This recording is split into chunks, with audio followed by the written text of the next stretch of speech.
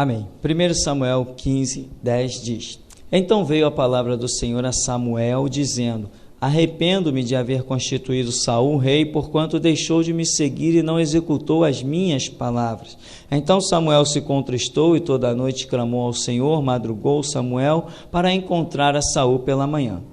E anunciou-se aquele: Já chegou Saul ao Carmelo, e eis que levantou para si um monumento, e dando volta passou e desceu a Gilgal. Veio, pois, Samuel a Saul, e a este lhe disse: Bendito sejas tu do Senhor, executei as palavras do Senhor. Então disse Samuel: Que balido, pois, de ovelhas é este nos meus ouvidos, e o mugido dos bois que ouço? Respondeu Saul: De Amaleque os trouxeram, porque o povo poupou o melhor das ovelhas e dos bois para os sacrificar ao Senhor teu Deus. O resto, porém, destruímos totalmente. Então disse Samuel a Saul: Espera, e te declararei o que o Senhor me disse esta noite. Respondeu-lhe Saul: Fala. Prosseguiu Samuel: Porventura, sendo tu pequeno aos teus olhos, não foste por cabeça das tribos de Israel, e não te ungiu o Senhor rei sobre ele? Enviou-te o Senhor a este caminho e disse: Vai e destrói totalmente estes pecadores, os amalequitas, e peleja contra eles até exterminá-los. Por que, pois, não atentaste à voz do Senhor, mas te lançaste ao despojo e fizeste o que era mal aos olhos do Senhor? Então disse Saul a Samuel: Pelo contrário, dei ouvidos à voz do Senhor e segui o caminho pelo qual o Senhor me enviou, e trouxe Agag, rei de Amaleque. E os amalequitas os destruí totalmente, mas o povo tomou do despojo ovelhas e bois, o melhor do designado à destruição, para oferecer ao Senhor teu Deus em Gilgal. Porém Samuel disse: Tem porventura o Senhor tanto prazer em holocaustos e sacrifícios, quanto em que se obedeça a sua palavra? Eis que o obedecer é melhor do que o sacrificar, e o atender melhor do que a gordura de carneiros, porque a rebelião é como pecado de feitiçaria, e a obstinação é como a idolatria e culto a ídolos do lar.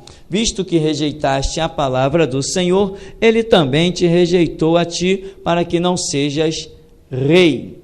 Então disse Saul a Samuel: Pequei, pois transgredi o mandamento do Senhor e as tuas palavras, porque temi o povo e dei ouvidos à sua voz. Agora, pois, te rogo, perdoa-me o meu pecado, volta comigo, para que adore o Senhor. Porém Samuel disse a Saul: Não tornarei contigo, visto que rejeitaste a palavra do Senhor, já ele te rejeitou a ti, para que não sejas rei sobre Israel. Amém. Podeis sentar em nome de Jesus.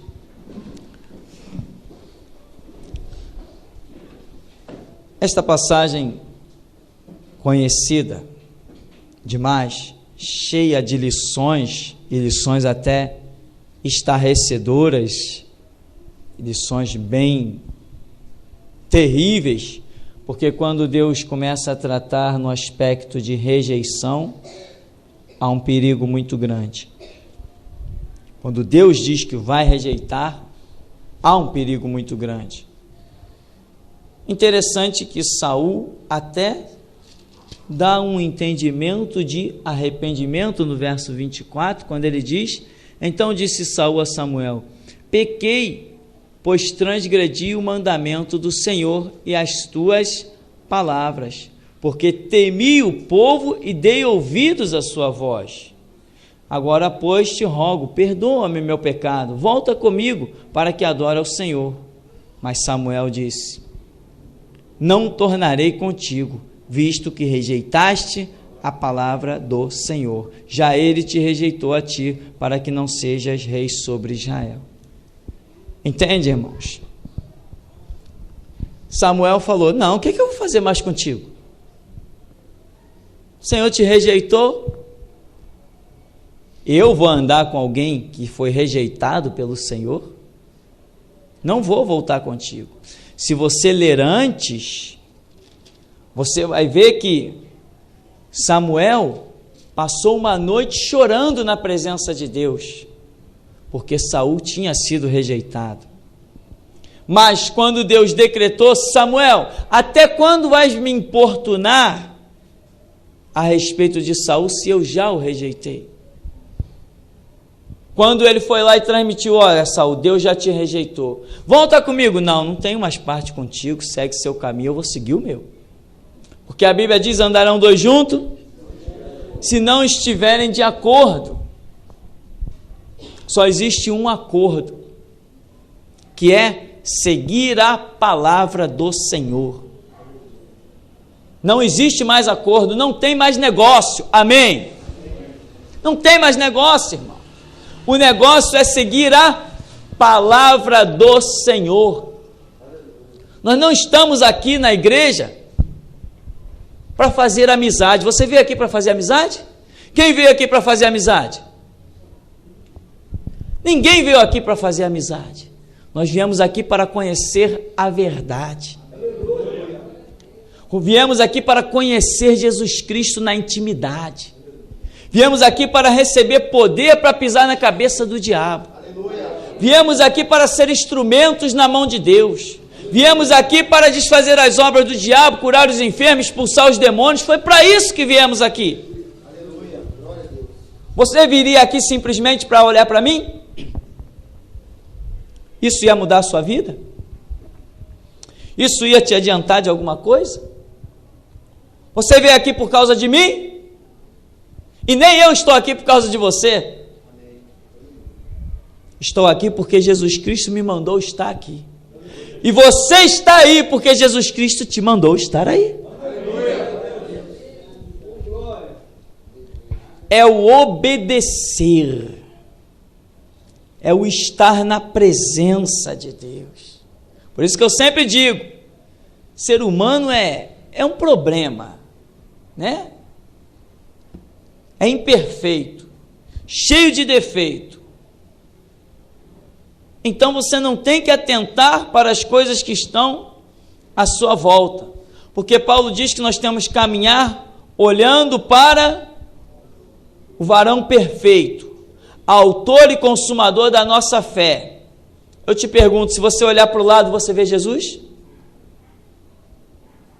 Se você olhar para frente, você vê Jesus? Se olhar para trás, você vê Jesus? Então, para onde você tem que olhar? Para Ele, autor e consumador da sua fé. Quando você olha para o céu, você não vê defeito. Não tem defeito lá, olha para o céu. A Bíblia não diz que Ele foi assunto ao céu e assentou-se à direita de Deus? É para lá que você tem que olhar. Quem olha para Deus, quem olha para o que é perfeito, nunca cai, não sofre detrimento. Interessante esse fato, dentre tantas lições terríveis, o fato de que Saul até aparenta ter se arrependido,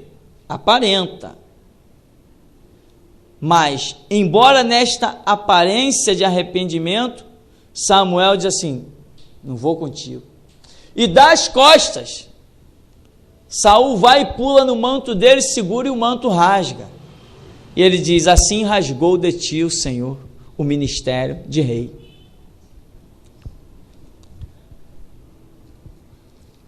Quando você vem a umas passagens bíblicas mais para frente deste capítulo 15, logo no 10, vem a palavra do Senhor Samuel dizendo: arrependo-me de haver constituído Saul rei, porquanto deixou de me seguir e não executou as minhas. Como é que se deixa de seguir a Cristo? Quando não se executa as suas palavras, tanto naquilo que Ele te manda falar, quanto naquilo que Ele te manda fazer, quanto da maneira como Ele te manda viver. Olha para o teu irmão, ele é exemplo para a sua vida? Olha para mim, eu sou exemplo para a sua vida? De jeito nenhum. Olha para Jesus, Ele é exemplo para a sua vida? Então por que se você cair, você vai culpar alguém? A quem? Se você mesmo está dizendo que eu não sou exemplo para a sua vida, seu irmão não é exemplo para a sua vida, o seu pai e a sua mãe não é exemplo para a sua vida, o presidente não é exemplo para a sua vida, o governador não é exemplo para a sua vida. Se você cair, quem é o culpado?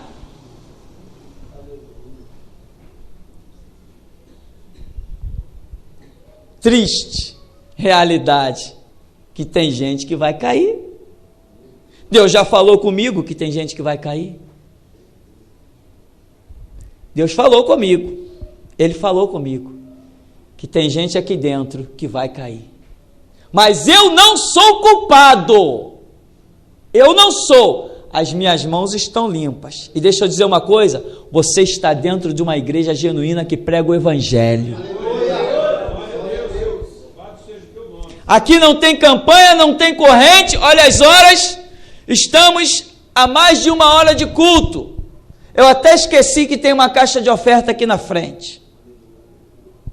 Até esqueço, todo dia eu esqueço isso aí. E as pessoas chegam aqui na igreja, pastor, você não fala em dízimo e oferta? Eu falo, meu irmão, eu esqueço, é tanta coisa mais importante. Aleluia.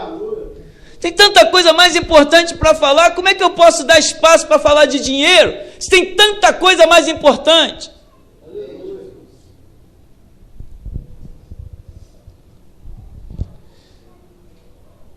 Verso 22, Samuel disse, tem porventura o Senhor tanto prazer em holocausto e sacrifícios, quanto em que se obedeça a sua palavra?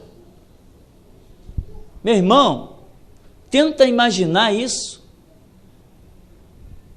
Você vê que os sacrifícios e holocaustos eram tão importantes que foi a causa da queda de Saul. Ele falou, olha, o povo separou o melhor dos animais para oferecer ao Senhor, porque o sacrifício aqui em Israel nessa época era importantíssimo, era a razão da comunhão dentro da visão do judeu, era o sacrifício. Porque pelo sacrifício se considerava que os pecados eram cobertos. Tanto que vem Jesus para cobrir, apagar os pecados da humanidade, é chamado Cordeiro de Deus que tira o pecado do mundo, ele é o sacrifício. Isto era muito importante. Mas Samuel diz assim, como é que você pode valorizar o sacrifício acima da obediência à palavra? Diz assim, obedeça a sua palavra, obediência à palavra. Ele diz, eis que o obedecer é melhor do que o sacrificar, e o atender, quer dizer, obedecer, atender, melhor do que a gordura de carneiros. Você tem obedecido à palavra? Ou eu tenho dado ordem para você e você tem sido um tonto, seguindo o que eu falo, sem examinar a Escritura? Se você não examina a Escritura naquilo que eu falo, tadinho de você, você não vai a parte alguma. Porque se eu perder a visão e cair, você vai cair junto comigo. Se eu continuar de pé, você até tem uma chance. Seguindo cegamente, pode até ir parar em algum lugar bom. Mas se eu cair, a que você tem obedecido? Hoje eu vinha no carro com a minha esposa. Eu tenho carro, né, irmão? É 90, mas anda muito bem porque é um presente de Jesus para mim. É uma benção. O Senhor tem o certo na hora certa. E nós ouvíamos uma música de um CD antigo, que quando aquela voz, aquela palavra que eu já tenho ouvido, sei lá, dezenas e dezenas de vezes, eu ouço esse CD, há anos que eu ouço esse CD, mas quando ele disse uma frase de um louvor que diz assim, tem muita gente enganada ouvindo ao profeta e não ao Senhor. Você conhece esse louvor? Às vezes as pessoas não conseguem ouvir Deus, mas se contentam com a voz humana. Irmão, não se contente com a voz humana. Jesus Cristo te chamou para você aprender a ouvir o Espírito Santo de Deus. Nivele a sua vida pelo maior e não pelo menor. Paulo nivelou dessa maneira, ele diz, olhando para Cristo Jesus, autor e consumador da sua fé. Quando ele disse assim, olha, sede meus imitadores, ele não parou aí. Sede meus imitadores porque eu sou de Cristo. Entende? Então, enquanto ele estava no prumo do que vem de Cristo, eu poderia olhar para ele, mas sempre enxergando Cristo. Esta é a visão dele. E aqui está dizendo,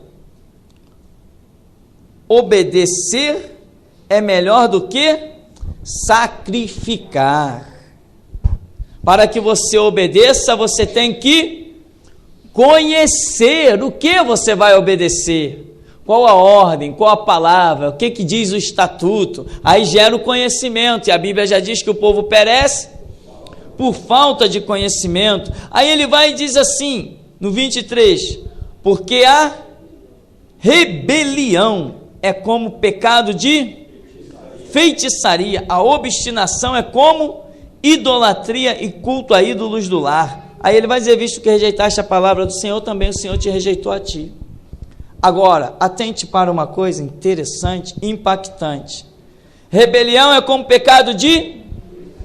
Um feiticeiro em Israel, ele era morto. Se ele desse as caras na sociedade, ele era morto. Ele não tinha direito a viver em Israel. Se ele não fugisse banido, ele era morto, apedrejado.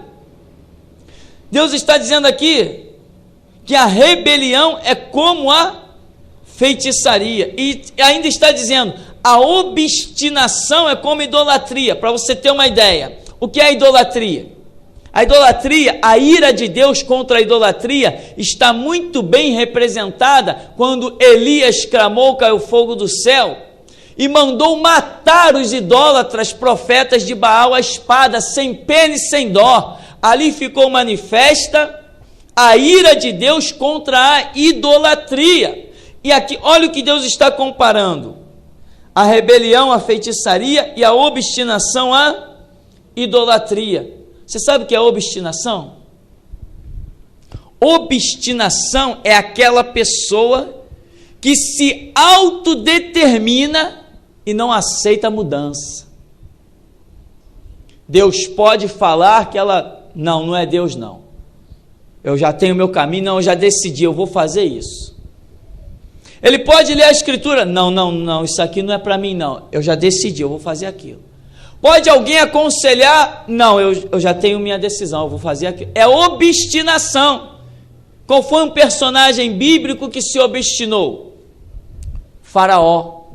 Quando Deus diz assim, olha, eu vou manifestar todas as minhas pragas no Egito, porque Faraó está obstinado. É isso que Deus fala. Faraó está obstinado. Você vê que aquelas 10 pragas tremendas não foram o bastante para que Faraó liberasse o povo, né? Só na 10ª, que foi a morte de todo primogênito, aí ele liberou o povo. Mas a sua obstinação foi tanta que quando ele soube que Israel estava no deserto, o que ele fez? Vamos lá. Tinha passado o luto do filho dele, vamos lá, vamos trazer esse povo de volta. Isso é obstinação. A pessoa não aceita ser vencida. Ela não aceita que a opinião dela seja contrariada.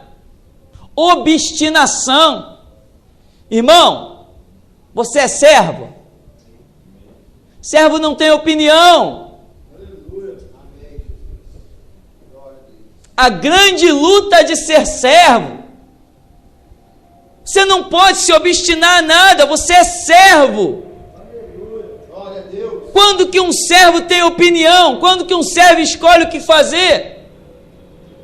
O caminho de um servo é entrar no seu quarto, fechar a porta, falar com Deus e dizer, Senhor, me dá uma ordem, aí tem misericórdia de mim, me manda fazer alguma coisa. Por quê? Porque você não pode fazer nada, você é servo. Não se obstine. Não diga que você é alguma coisa sem que Deus diga que você é. E se Ele disser que você é, não queira parecer ser, porque Deus é quem dá testemunho dos seus servos. Quando Jesus foi ser batizado, lembra que saiu da água? João Batista o batizou e o Espírito Santo desceu em forma de pombo sobre ele. O que a voz do céu falou? Este é o meu filho amado, em quem me comprazo. Meu irmão, deixa o céu dar testemunho da sua vida. Só aceite ser aquilo que o céu disser que você é. Entende? E não seja por título, sejas por obras. Quando os céus disserem que você é alguma coisa, exerça aquilo que os céus estão dizendo que você é. Então não seja por títulos, seja por obras. As obras valem mais que os títulos. Muitos têm títulos, mas fracassam nas obras. Saul tinha título, mas fracassou nas obras. E por fracassar nas obras, perdeu o título. Amém? Você compreende isso? E aqui ele está dizendo que o pecado de rebelião é como feitiçaria. Você tem ideia do que é uma rebelião? Você sabe o que é uma rebelião? Você lembra de Satanás? Ele se rebelou. Mas interessante a rebelião, porque Lúcifer, ele olhou assim e falou assim: poxa, eu quero ser semelhante ao Altíssimo, eu quero subir acima das estrelas, acima de todos os outros anjos, eu quero governar esses anjos todos aí. Quem é que governa todos os anjos? Jesus Cristo. Então olha o lugar que ele queria. Ele queria um lugar impossível, porque quem coordena todos os anjos é Jesus Cristo. Ele queria uma posição impossível, uma posição que estava reservada para Cristo. Ele quis, se rebelou, caiu sozinho? Não caiu sozinho, claro que não. Claro que não cai sozinho. Ninguém cai sozinho.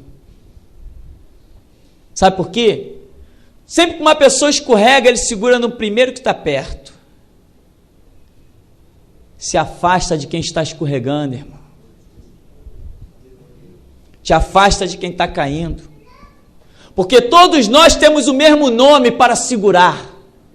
Todos nós temos a mesma palavra. Quer escorregar e cair, sai fora, deixa cair, meu irmão. Aleluia! Aleluia! Glória a Deus! Deixa cair. Não queira ser melhor que o Espírito Santo, não. Misericordioso é Deus. Se alguém tem que fazer alguma coisa, é Deus que faz. Não queira ser mais bonzinho que Jesus Cristo, não. Deus deu a palavra para nós segurarmos e vencermos. Deu o nome dele para triunfarmos de principados, potestades, hostes infernais da maldade. Ele nos fez vencedor. Se alguém está caindo, meu irmão, deixa cair. Senão, sabe o que acontece? Quando cair no abismo, vai segurar na sua perna e puxa você junto. O diabo se rebelou e levou quantos, hein? 1/3 dos anjos. Como Deus deve ter lamentado, né? Deus deve ter olhado assim: puxa vida, 1/3 dos meus ministros foi embora. 1/3 dos meus ministros, o que eu vou fazer da vida? Jesus já disse o que Deus fez da vida. Jesus se manifestou nesse mundo e disse o quê? O príncipe deste mundo está julgado. Não adianta ninguém, né? Que nem os testemunhas de Jeová, né? Você tem que orar pelo diabo, ele é teu irmão, para ele se converter. Irmão deles, meu não. Eu não oro contra a palavra do meu Deus, e a palavra do meu Deus diz que o príncipe deste mundo já está julgado. decretado a sua condenação, é irremediável, irreversível. Agora deixa eu dizer mais uma coisa para você. Deus tem mostrado que algumas pessoas vão cair. E depois que caírem e quebrarem a cara, vão voltar. Irmão, você que vai cair e vai voltar aqui, tu vai ter que aguentar, hein? Eu estou te dizendo. Você vai cair e vai voltar. Mas quando tu voltar, tu vai ter que aguentar. Para aprender a não cuspir na palavra de Deus. Aprender a não pisar nas pérolas do Senhor. E tem mais, quando voltar, nunca mais vai ter a posição que tem hoje. Está avisado. Entendeu? Foi dado o recado? Está claro, porque as minhas mãos têm que comparecer limpa perante o Senhor. Entende, meu irmão? E deixa eu te dizer mais uma vez, aqui é uma igreja. Aqui a palavra de Deus faz peneira, aqui exorta, consola, edifica, aqui tem chicote, aqui tem consolo, aqui tem tudo. Então, meu irmão, atente. Paulo diz assim lá em 1 Timóteo 3,6, dá o conselho para Timóteo: Timóteo, o neófito, não pegue em nada, não toque em nada, senão vai se ensoberbecer e vai cair na condenação do diabo. Vai se ensoberbecer e cair na condenação do diabo. Qual foi a condenação do diabo? Rebelião. Querer ser o que Deus não projetou para a sua vida. Quando Deus criou anjos, arcanjos, querubins, serafins, e não sei se tem algum outro título que a Bíblia não mencione, quando Deus criou esses títulos, já os criou com funções determinadas. Entende? Quando Deus disse assim, surge um querubim, ele surgiu já sabendo o que ele ia fazer. Quando Deus disse assim, surge Lúcifer, em pedras afogueadas, ministro do meu louvor, aferidor de medidas, ele já sabia qual era a função dele. Ele tinha livre-arbítrio, como todo mundo tem, mas ele não podia escolher escapar daquela órbita que Deus traçou para ele. Assim como Deus criou os planetas, meu irmão, que tem a sua órbita fixa, assim criou o homem. Quando Deus te projetou, permitiu o teu nascimento, Ele já traçou uma órbita para você. Não tente fugir dela, senão sabe o que acontece? Rebelião! Você pode se chocar com outro planeta maior do que você. Então, querido, Samuel, tem porventura o Senhor tanto prazer em holocausto e sacrifício, quanto em que se obedeça a sua palavra? É para isso que nós estamos aqui. É para isso que eu tenho me tornado um chato, falando sempre as mesmas passagens bíblicas, que eu sei que são importantes. É examinar as Escrituras, porque vós cuidaste nelas a vida eterna, são elas que de mim testificam.